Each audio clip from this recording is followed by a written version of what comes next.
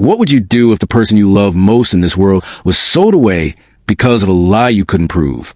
And what if the only way to make them pay was to watch everything they loved turn to ash? This is the true story of a woman history tried to forget. A housemaid named Clara Belmont, who smiled during the day and plotted murder at night.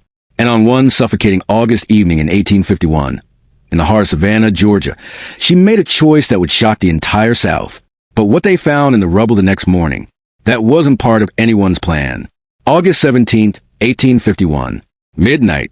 The Harrington estate stood like a white crown on Lafayette Square. 3 stories of Carolina marble, wrought iron balconies, and floor-to-ceiling windows that glowed golden during their famous parties.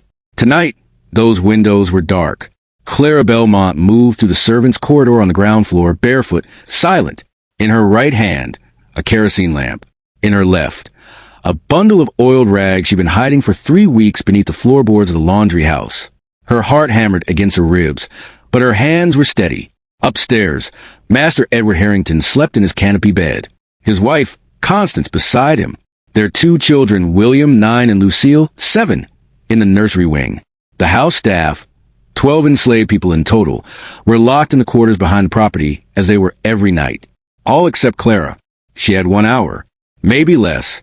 She knelt beside the parlor drapes, thick, imported velvet that cost more than a human life in Georgia, and pressed the oil-soaked rag against the fabric. Her hands trembled now, not from fear, from rage.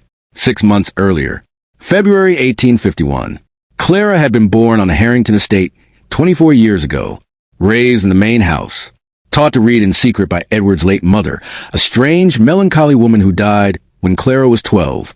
Clara was what they called a house favorite, light-skinned, soft-spoken, obedient. She poured tea, arranged flowers, and kept her eyes down. But she had a secret. His name was Samuel, a blacksmith enslaved on a neighboring plantation owned by the Calhoun family. For 2 years, they met in the woods between properties every Sunday after church, in a small clearing by the Wilmington River. He carved her name into a tree. She taught him letters by drawing them in the dirt. They had a plan. Samuel had saved $300, 3 years of side work, selling horseshoes and tools to freedmen in Yamacraw. Another $200, and he could buy his freedom, then hers.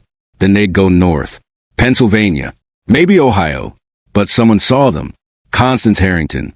She'd been riding her mare near the property line that Sunday and spotted them holding hands by the water. Clara didn't know she'd been seen until following Tuesday morning, when Edward Harrington called her into his study. His face was calm. That's how Clara knew it was bad. "You've been consorting with outside Negro property," he said. Not a question, a sentencing. "Master, Constance saw you. You've made a fool of this family, Clara. Worse, you've made a fool of me. Please, sir, we only talked. We did nothing wrong." "You exist wrong," he said, voice like a blade. "You forget your place. You always have." That afternoon, Samuel was sold, not to someone local, not to someone nearby, to a cotton broker from Natchez, Mississippi, over 600 miles away, a place where blacksmiths became field hands, and field hands died young. Clara never got to say goodbye. She never even got to touch his hand one last time. The day the wagon took him, she stood at the kitchen window and watched the dust rise on the road.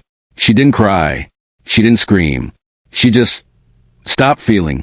Clara wasn't supposed to survive that heartbreak. Constance had expected her to wilt, to go quiet and brittle, maybe even die of grief like some enslaved women did when everything was taken. But Clara didn't die. She planned. At night, while she turned down beds and fluffed pillows, she studied a house. She learned which floors creaked, which doors didn't latch, which windows faced the street, and which faced the garden where no one would see smoke until it was too late. She stole kerosene, 1 capful at a time, from the lamp storage. She tore rags from linens too stained to be noticed. And every Sunday, in the small crawl space above the kitchen where she slept, she whispered promises to Samuel, that she would make them pay, that she would take everything Edward loved, just like he took everything from her. But Clara had a second secret, a darker one. She wasn't planning to run. 3 weeks before the fire, Clara had just hidden her bundle of rags beneath the laundry house floorboards when she heard footsteps.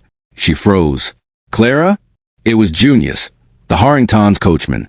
60 years old, gray-bearded, with eyes that saw too much. "What you doing out here this time of night, girl?" "Couldn't sleep," Clara said. Her voice didn't shake. came to fetch Lye's soap from Miss Constance's linens. Junius looked at her for a long time. Too long. You be careful, he finally said. Careful of what? Of whatever you think about. Her blood went cold. He knew, but Junius just tipped his head and walked back toward the quarters. Before he disappeared, he said over his shoulder, "They put dogs on runners, Clara. You know that." She did. That's why she wasn't running. There were others in that house. People Clara had known her entire life. Betsy, the cook, a woman in her 40s with a voice like thunder and hands that kneaded dough like they were shaping the world itself. Betsy had lost 3 children to Sale. She didn't talk about hope anymore. Ezra, the houseboy, just 16, quick-fingered and nervous. He polished silver, clean boots, and flinched whenever Edward raised his voice. And then there was Constance Harrington. Blonde, cold, beautiful in the way a porcelain doll is beautiful, perfect and hollow. She didn't rage like Edward. She didn't need to. A word from her could end you. She smiled when Samuel was sold. Clara would never forget that. But there was one person Clara didn't expect to be a problem. Lucille Harrington, the 7-year-old daughter. Lucille, like Clara, followed her around, asked her to braid her hair and tell her stories. And 1 week before the fire, Lucille said something that made Clara's stomach drop. "You've been sad, Clara. Are you going to leave us?" "No, sweetheart. Promise?" Clara had smiled. "I promise. Lies taste like ash." 1 week before the fire, Edward Harrington announced at dinner that he'd be hosting a party. A grand one. Investors from Charleston and Atlanta. Politicians. Cotton magnates. "This house will be perfect," Constance said, her eyes sliding to Clara. "No mistakes." Clara nodded. But that night, she overheard something. Edward and Constance, in the study, door cracked. "I'm selling 3 of them next month," Edward said. "We're over-leveraged. I need liquid capital." "Which 3? A pause. "Betsy's past her prime. Ezra's clumsy. And Clara, I'm done with her sulking." Clara's breath stopped. She was going to be sold. Just like Samuel. All her planning. Worthless as she ended up on an auction block in 2 weeks. She had to move now. When Clara was 12 years old, Edward's mother, Dorothea Harrington, got very sick. In those final months, Dorothea spent hours in her bedroom with Clara, teaching her to read using a small leather Bible. She was kind in a strange, distant way. One night, feverish and dying, Dorothea grabbed Clara's wrist. "You're his, you know." "Ma'am." Edward's half-sister. "My husband. He forced himself on your mother when she was 16. Clara's world had shattered. Does Master Edward know?" "No. And he never will. But I know. And I'm sorry, child.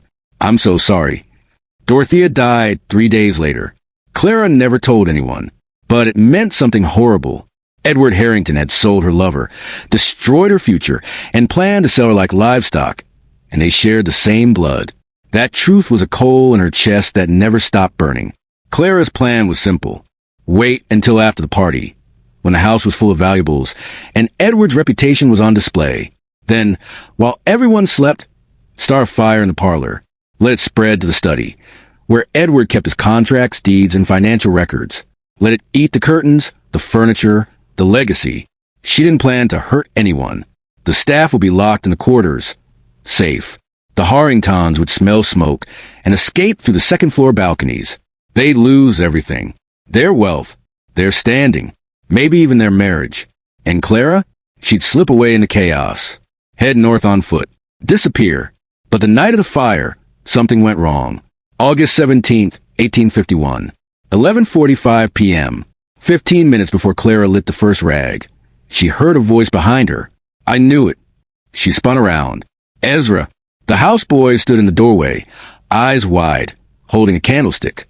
"You're burning it down," he whispered. "Ezra, go back to—" "I want to help." Clara blinked. "What?" "I want to help.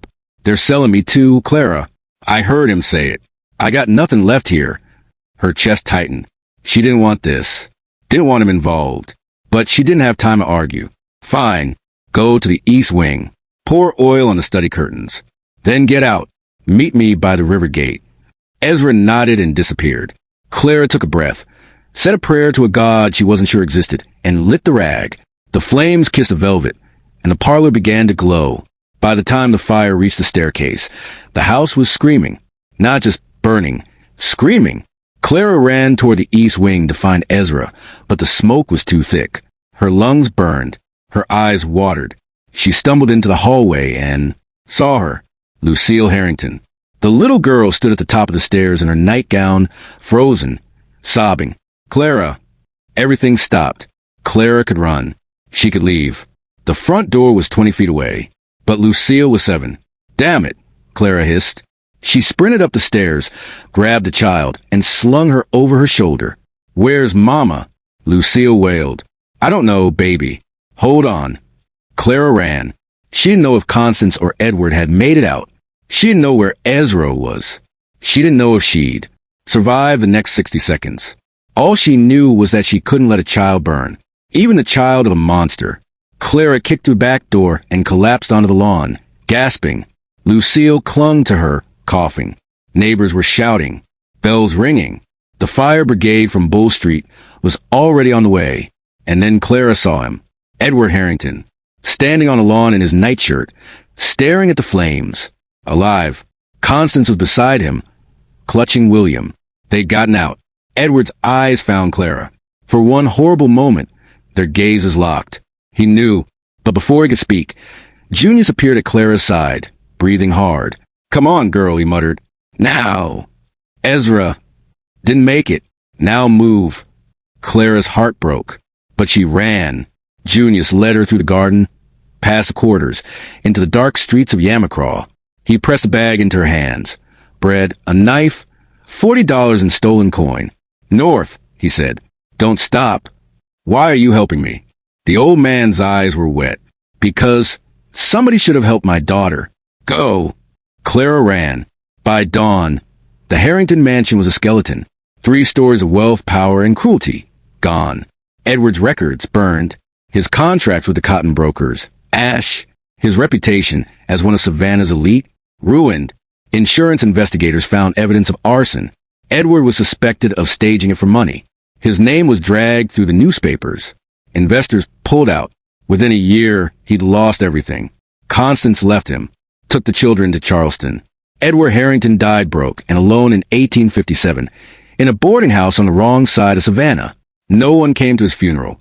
Clara made it to Philadelphia in October of 1851. She found work as a seamstress under a new name, Grace Freeman. She never married, never had children. But in 1863, when the Emancipation Proclamation was signed, she walked to Independence Hall, stood in the crowd, and wept. She lived to be 71 years old. And every year on August 17th, she lit a candle. Not for the fire. For Ezra. For Samuel. For the girl she used to be. Here's the thing history won't tell you.